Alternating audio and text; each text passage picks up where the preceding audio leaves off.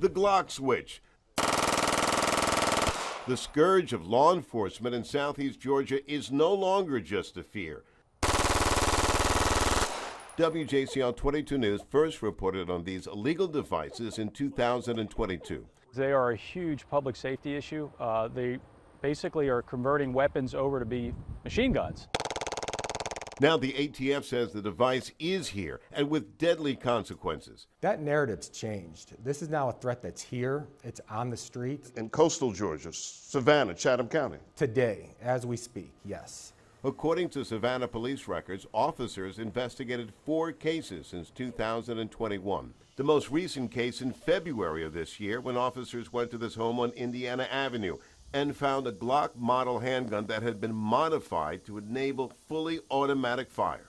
I think in the context of gun violence, it's probably the biggest threat we're looking at right now because of the amount of damage that these guns can produce when they've been altered to function as machine guns. On the federal level, 3 defendants have recently pled guilty to having a device. 1 case ended in death. Grovetown police arresting Devon Daniels. He pleaded guilty to having a Glock switch firearm. His 4-year-old daughter, Phoenix, found the converted machine gun and accidentally shot herself. She died.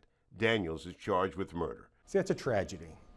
And the thing is, it's like that 4-year-old getting access to a gun in the first place is troubling.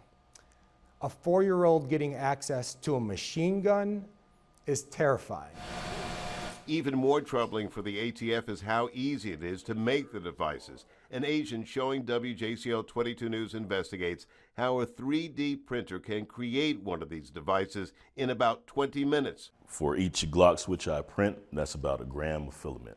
So I can print about 1,000 Glock switches off of 1 spool of filament.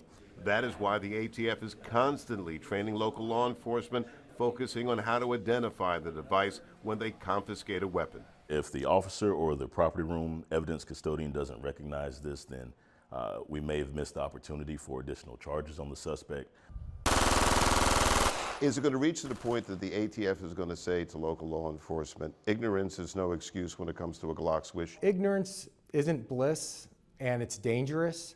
It's also almost impossible to keep up with the pace of technology and expect every law enforcement officer in Georgia to do the same.